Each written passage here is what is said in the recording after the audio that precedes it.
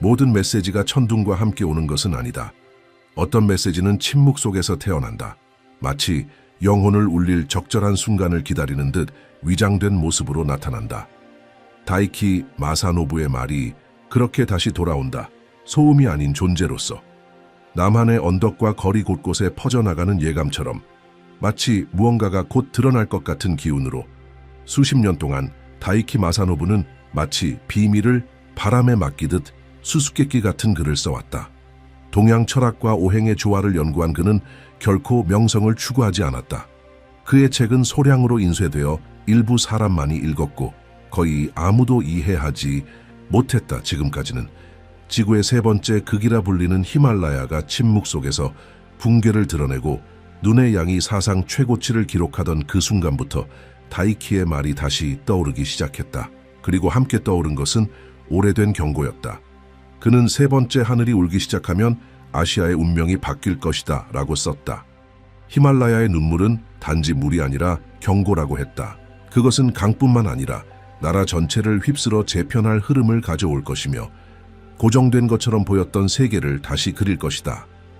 그리고 그 새로운 지도 속에서 한반도가 균형과 선택의 중심이 될 것이라고 했다. 바로 대한민국이다. 다이키 마사노부는 한국을 옛 눈을 지닌 작은 호랑이라 부르며 보이는 것과 보이지 않는 것이 교차하는 지점으로 묘사했다. 투쟁 속에서 단련되었지만 지혜로 지탱된 땅. 깊은 역사적 상처를 지녔지만 결코 그 아픔이 영혼을 지우도록 내버려 두지 않았던 민족. 그는 세계의 기둥이 흔들릴 때 바로 산과 바다 사이인 그곳에서 방향이 나타날 것이라 했다. 그리고 지금 그 기둥들은 실제로 흔들리고 있다. 중국의 불안정성, 북한의 예측 불가능한 움직임, 세계적인 정치적 동요와 지구 환경의 취약성 속에서 다이키는 우리가 더 이상 보이지 않는 힘을 무시할 수 없는 시대로 접어들 것임을 예견한 듯하다. 이 긴장 속에서 한국은 고유의 과도기를 겪고 있다. 중대한 결정과 내적 압박의 시기를 지나 나라의 지도부가 교체되었다. 윤석열 대통령에 대해 다이키는 직접적으로 이름을 언급하지 않았다. 하지만 많은 학자들은 그와 관련된 것으로 해석되는 구절을 찾아냈다. 그의 원고 중 하나에는 남쪽의 수호자가 분열의 시기에 목소리를 높일 때 그가 짊어진 무게로 인해 존경을 받을 것이나 시간 그 자체가 그에게 휴식을 요구할 것이다 라고 쓰여 있다. 많은 이들은 이 말을 윤 대통령의 리더십이 실패가 아닌 완결의 의미로서 필요한 한 단계를 수행하고 다음 사람에게 바통을 넘겨주는 장군과 같다고 해석한다. 다이키는 결코 공격하지 않았다. 그는 관찰했다. 그리고 한국의 미래에 대해 말할 때 그는 한 수호자의 퇴장 후 새로운 존재의 등장을 암시했다. 꼭 대통령은 아니지만 다른 유형의 인물, 권력이 아닌 의식에서 힘이 나오는 사람. 그는 과도기 한가운데서 옛사람들을 떠올리게 하는 말을 가진 평범한 얼굴이 나타날 것이다. 그가 새벽의 인도자가 될 것이다 라고 썼다. 그 이후로 많은 이들이 그 새로운 인도자가 누구일지 궁금해하고 있다. 이름도 얼굴도 없다. 단지 신호를 느끼는 이들에게는 그가 이미 민중 사이를 걷고 있다는 확신만이 있을 뿐이다. 그는 관찰하고 듣고 말을 준비하기 전에 정신을 다듬는다. 영웅이 되지 않을 것이다. 권력의 눈에는 보이지 않지만 민중의 영혼에 의해 인식되는 존재가 될 것이다. 다이키에 따르면 진정한 등대는 눈에 띄기 위해 빛날 필요는 없다. 그저 켜져 있기만 하면 된다. 이 지점에서 예언은 더욱 불안한 울림을 준다. 다이키는 대한민국이 바다와 대륙을 잇는 다리가 될 것이라고 말했다. 그것은 미국, 중국, 러시아, 프랑스, 영국 같은 큰 기둥들이 버티지 못하게 될 때다. 그 시기가 오면 세계는 더 이상 강한 자를 찾지 않고 의식 있는 자를 찾게 될 것이다. 그리고 화해의 역사, 존중의 문화, 깊은 영성을 지닌 한국은 누구도 예상하지 못한 역할을 맡게 될 것이다. 인상적인 것은 비유의 정확성뿐만 아니라 그것들이 현실로 드러나기 시작한 방식이다. 그는 강이 말라가고 바다가 높아지며 계절이 뒤섞이고 나라들이 동맹이 아닌 길을 선택해야 할 시기가 올 것이라 했다. 그리고 이 모든 것은 언젠가 분단되었던 반도, 그러나 어떤 지도도 그릴 수 없는 더 큰 통합의 기억을 간직한 땅에서 시작된다고 했다. 오늘날 한국의 거리에는 한때 침묵 속에서 살았던 한 남자가 신성하다고 표현한 땅 위를 걷는 사람들이 있다. 하지만 느끼는 이들이 있다. 공기 속에 미묘한 무게를 인지하는 이들이 있다. 뉴스를 오래 바라보는 노인의 눈, 정치에 대해 더 부드러운 말로 이야기하는 청년들, 오래된 가르침을 다시 자주 반복하는 승려들, 우연이 아니다. 무언가가 깨어나고 있다. 이제 세계는 한국을 바라본다. 어떤 이는 이해관계로, 어떤 이는 전략적으로, 그러나 직관으로 바라보는 이들도 있다. 그들은 세계의 모든 곳 중에서 바로 이곳에서 새로운 시대가 뿌려질 것임을 느낀다. 연설이 아닌 단순한 행동으로, 힘이 아닌 지혜로 대한민국은 이제 그 거울 속에 비친 자신의 모습을 더욱 또렷하게 보기 시작했다. 단순한 선거가 아니다. 반도가 수행하게 될 영적이고 전략적인 역할 그 자체가 걸려 있는 것이다. 단순한 권력 교체처럼 보였던 것이 다이키 마사노부가 그의 가장 어두운 글들 속에서 이미 예고했던 전환점으로 드러나고 있다. 가장 많이 언급되는 다이키의 원고 중 하나에는 그가 조용한 건너의 시간이라 부른 시기가 묘사되어 있다. 그는 그 속에서 남쪽은 심판의 바람에 흔들릴 것이며 그 잔해 속에서 두려움 앞에 굴복하지 않는 씨앗이 나타날 것이다 라고 적었다. 몇 달 전까지만 해도 이는 단순한 시처럼 여겨졌을 것이다. 그러나 옛 지도자의 퇴장과 새로운 방향에 대한 기대가 커지는 지금 그 문장은 생명을 얻었다. 탄핵 이후의 시기는 일반적인 정치로는 설명할 수 없는 무언가를 위한 공간을 열었다. 이는 단순히 새로운 통치자를 기다리는 것이 아니라 더 깊은 무언가가 준비되고 있다는 감각이다. 전문가들은 권력 재균형, 외교 전략, 경제 협정을 말한다. 그러나 거리, 사찰, 소박한 가정들 속에서는 보다 미묘한 인식이 존재한다. 그것은 신문에서는 읽히지 않지만 몸과 영혼으로 느낄 수 있는 변화다. 불교 승려들, 유교 사제들, 지역의 지혜자들 사이에서 오래된 문헌들이 다시 읽히고 있다. 이번에는 다른 눈으로. 다이키는 반도의 다음 인도자가 숫자에 의해 선택되지 않을 것이라고 했다. 그의 등장은 박수가 아닌 침묵으로 알려질 것이며 알려진 얼굴 없이 나타나되 분명한 존재감으로 드러날 것이라 했다. 그리고 그가 지나가는 곳마다 시간은 멈춘 듯할 것이라고 말했다. 그 지도자는 아직 나타나지 않았다. 혹은 어쩌면 이미 나타났을지도 모른다. 어쩌면 지금 이 순간 사람들 사이를 걷고 있을지도 모른다. 관찰하며 배우며 드러날 적절한 순간을 기다리고 있다. 그는 기적의 구세주로 오지 않을 것이다. 민중의 의식을 비추는 거울로 올 것이다. 그의 힘은 모범에서, 그의 지혜는 균형에서, 그의 사명은 단지 한 나라를 보호하는 것이 아니라 하나의 원칙을 지키는 데 있다. 바로 붕괴의 시대에도 진실을 선택할 수 있다는 신념이다. 그 사이 외부의 현실은 다이키의 말이 그린 궤적을 따르기 시작했다. 한때 흔들림 없는 성장의 상징이었던 중국은 내부의 긴장을 드러내고 있다. 부동산 시장의 위기, 청년층의 실업률 증가, 인구 감소, 다이키가 황금용이라 불렀던 존재는 여전히 겉으로는 빛나고 있지만 내면에는 균열이 생겨나고 있다. 그리고 한국 이 예리한 눈을 지닌 작은 호랑이는 모든 것을 지혜롭게 관찰하고 있다. 그러나 신호는 단지 지정학적 차원에 그치지 않는다. 지구 전체가 고유한 언어로 반응하고 있다. 히말라야의 빙하는 계속 후퇴하고 있고 거의 20억 명을 먹여 살리는 강들은 힘을 잃고 있다. 계절은 자연의 순환을 따르지 않는다. 땅은 마치 무언가를 기다리는 듯 정지된 듯하다. 과학자들은 이를 설명하려 하지만 옛 신호를 읽는 이들은 안다. 자연이 무언가를 말하고 있다는 것을. 그리고 지금 그 메시지는 그 어느 때보다도 한국을 향하고 있다. 그래서 다이키 마사노부는 이렇게 말했다. 반도의 운명은 다시 물 위에서 결정될 것이다. 이제 이 문장은 여러 겹의 의미로 읽히기 시작한다. 기후변화는 해안을 위협하고 수자원은 긴급한 의제가 되며 해양동맹은 바다를 보이지 않는 전장의 중심으로 만들고 있다. 그러나 그 안에는 더 깊은 상징이 있다. 물은 기억이다. 물은 시련이다. 물은 모든 것이 다시 태어나는 자리다. 가장 오래된 공동체들 속에는 이런 말이 있다. 강이 마르면 옛 목소리가 다시 들리기 시작한다. 지금 바로 그 일이 일어나고 있다. 다이키의 예언은 잊혀진 지혜에 대한 논의를 되살렸다. 조화의 수호자로서 동양의 역할에 대해, 하늘과 땅과 인간을 하나로 보는 시각의 회복에 대해 그에게 있어 이 모든 것을 기억할 수 있는 나라는 바로 한국이었다. 그는 이렇게 썼다. 모두가 현대적인 해법을 좇는 동안 두려움 없이 과거를 바라보는 나라가 앞으로 나아갈 길을 찾을 것이라고. 기술이나 외교만으로는 충분하지 않다. 영혼을 회복해야 한다. 바로 그 점이 한국을 단순한 바둑판의 말이 아닌 판을 돌릴 수 있는 축으로 만든다.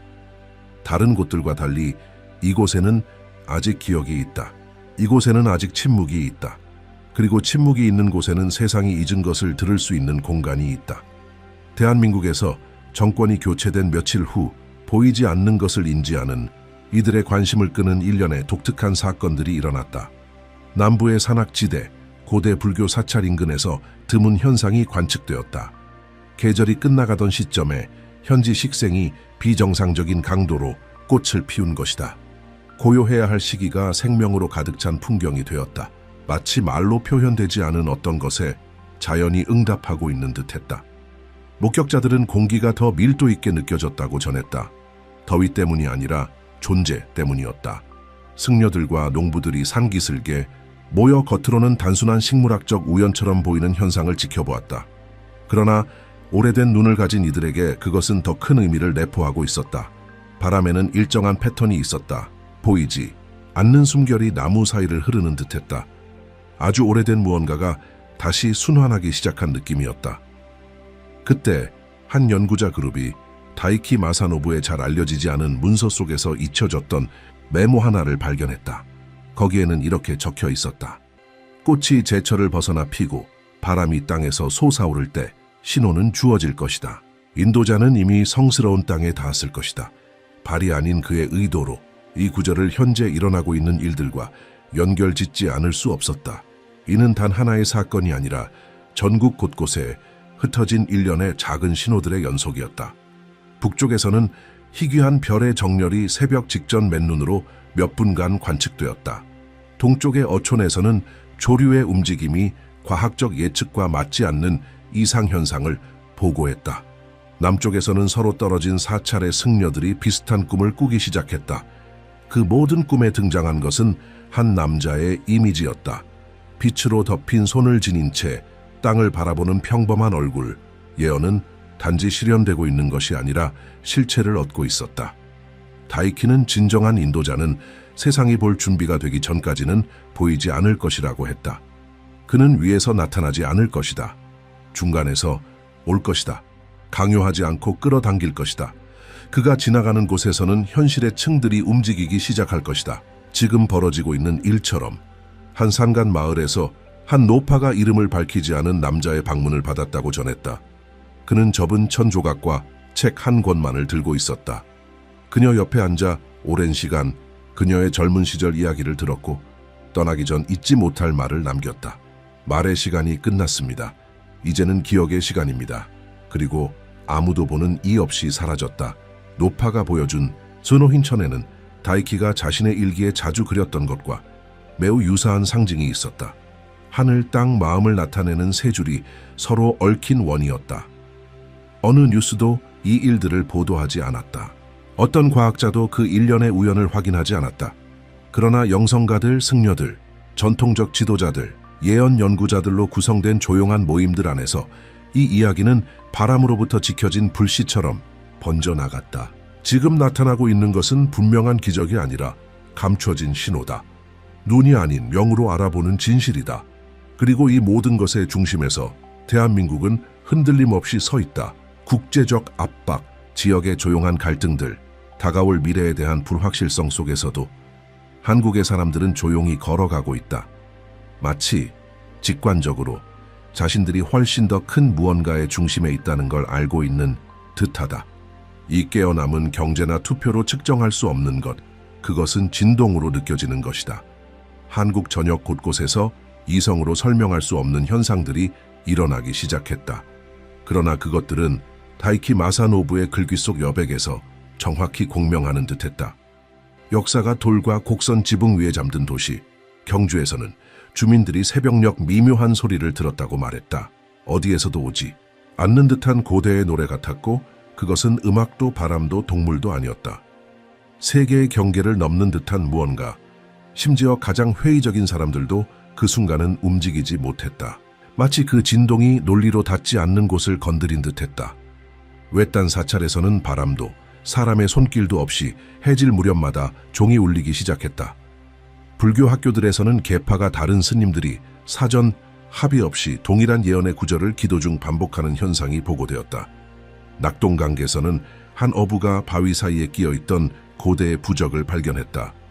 하늘과 땅, 마음의 결합을 상징하는 문양이 새겨져 있었다. 노파의 집에서 몇 주 전 나타났던 그 상징과 동일한 것이었다. 그는 그것을 팔지 않았다. 가정재단에 올려놓고 배운 적 없는 기도를 자연스럽게 읊기 시작했다. 이것은 히스테리아도 아니고 우연도 아니었다. 존재를 증명할 필요조차 없는 자들이 지닌 고요한 품격처럼 예언은 조용히 수면 위로 올라오고 있었다. 그리고 한국의 사람들은 조용히 태도를 바꾸기 시작했다. 요란하지 않았다. 그러나 경건했다. 그들은 내면 깊은 곳에서 이미 알고 있었다.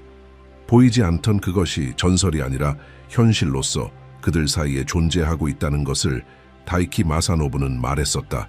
시간이 안에서부터 뒤집힐 때 외부 세계의 경계는 무너지기 시작할 것이다. 그리고 사람들은 그것을 신문이 아니라 숨결 속에서, 눈빛 속에서, 인사의 방식 속에서 느끼게 될 것이다. 그는 또한 말했었다. 새로운 인도자는 깃발을 들고 등장하지 않을 것이다. 침묵으로 올 것이다. 그리고 그의 도래를 증명하는 것은 연설이 아니라 공명일 것이다. 이 아니라 공명일 것이다. 그 순간 그는 나타났다. 텔레비전도 무대도 아닌 집단의 기억 속에서 서로 한 번도 만난 적 없는 사람들이 서로 다른 도시에서 같은 인물을 꿈에서 묘사하기 시작했다. 단순한 얼굴, 단단한 눈빛, 주위의 공기를 따뜻하게 만드는 손을 지닌 한 남자. 그는 이름을 말하지 않았다. 그저 걸었을 뿐이다. 그리고 그가 지나간 자리에는 심지어 돌 위에도 꽃이 피어났다. 그 이야기들은 자발적이었다. 꿈을 꾼 이들 중 다수는 다이키의 존재조차 몰랐다. 예언에 대해서도 전혀 알지 못했다. 그러나 그들의 말은 거의 같았다. 무언가가 깨어났다. 두려움이 아니라 집중. 마치 모두가 갑자기 이전까지 보지 못하던 것을 볼 준비가 된 것처럼. 동해안의 한 시골 학교에서는 미술 시간 중 여러 아이들이 봤다고 말한 얼굴을 무의식 중에 그렸다. 이름은 없지만 고요한 표정을 지닌 그 얼굴은 놀랍도록 일치했다. 서울에서는 한 대학 교수가 몇 달 전 사라진 조용한 학생 중 한 명이 남긴 오래된 편지를 접하게 되었다. 그 편지에는 보이지 않는 사명, 영적 유산, 다가오는 시간에 대해 쓰여 있었다. 편지의 마지막에는 단 한 줄이 남아 있었다. 잊힌 말을 걸으며 걷는 자. 그것은 인식의 시작이었다. 공식적인 것도 언론을 통해 알려진 것도 아니었다. 그러나 진짜였다. 다이키 마사노부는 이 순간을 이름 없는 기억의 시간이라 불렀다. 정체성이 녹아내리고 본질만이 남는 시간. 왜냐하면 새로운 인도자는 사람들이 기대하는 구세주가 아니라 한국의 영혼을 그대로 비추는 살아있는 거울일 것이기 때문이다. 그렇기에 그의 도래는 환호가 아닌 침묵을 불러온다. 한때 세계 강대국들의 압박을 받았던 한국은 이제 이상할 정도로 깊은 평온함을 퍼뜨리기 시작했다. 무지에서 오는 평온이 아니라 이미 알고 있는 자의 침묵, 직관하는 자의 고요함, 보지 않아도 인식하는 자의 확신. 마치 이 나라의 고대 정신이 다시 수면 위로 올라오고 있는 듯했다. 다스리기 위해서가 아니라 인도하기 위해서 수세기 동안 경계와 이념 비극으로 나뉘어 있었던 한국은 아직도 많은 나라들이 잃어버린 어떤 불씨를 지니고 있다. 바로 기억하는 능력. 어디에서 왔는지, 무엇을 견뎌왔는지, 어떤 사명을 품고 있는지를 기억하는 힘이다. 그리고 지금 정치와 경제를 넘어선 세계적 변화의 중심에 서 있는 이 순간, 한국인은 자신들이 단지 버티고 있는 것이 아님을 깨닫고 있다. 그들은 이끌고 있는 것이다. 새로운 시대는 번쩍이는 빛으로 선언되지 않았다. 그저 시작되었다. 하늘의 빛이 달라졌을 때, 꽃들이 계절을 벗어나 피어났을 때, 바람이 말로 표현되지 않은 메시지를 전했을 때, 다이키가 묘사했던 인도자는 이름 지어질 필요가 없었다. 그의 존재는 이미 이 나라의 정신과 하나가 되었다. 그는 사람들 사이를 걸으며 눈에 띄지 않는다. 왜냐하면 그의 역할은 보이는 것이 아니라 느껴지는 것이기 때문이다. 다이키 마사노부는 항상 말했다. 미래는 아무도 말하지 않는 것을 들을 수 있는 자들에 의해 만들어질 것이라고. 지금 그 말이 실현되고 있다. 한국은 듣고 있다. 귀로가 아니라 영혼으로, 그래서 이끌고 있다. 힘으로가 아니라 의식으로, 서두름으로가 아니라 정밀함으로. 왜냐하면 지금 이 순간에 모든 걸음은 성스러운 것이기 때문이다. 그리고 바로 그 점에서 한국의 여정은 단순한 국가의 발전 서사를 넘어선다. 이는 인류의 더 깊은 층위와 맞닿아 있는 움직임이다. 기술의 발전과 세계화가 수많은 문명에게 뿌리를 잇게 만든 시대에 한국은 여전히 자신이 어디에서 왔는지를 기억하고 있으며 그 기억을 바탕으로 앞으로 나아가고 있다. 이 기억은 단순한 과거의 회상이 아니라 미래를 밝히는 등불이다. 다이키가 말한 새벽의 인도자는 바로 이 불빛 속에서 걸어가고 있다. 그 인도자는 무대를 원하지 않는다. 그는 사람들의 환호를 바라지 않는다. 그는 사람들 사이에 존재하며 침묵 속에서 말을 건다. 노인의 눈길 속에, 아이의 웃음 속에, 오래된 찻잔 위의 김 속에 그는 숨어 있으되 분명히 존재한다. 그의 사명은 드러나는 것이 아니라 되살리는 것이다. 사라졌던 신뢰, 무너졌던 연대,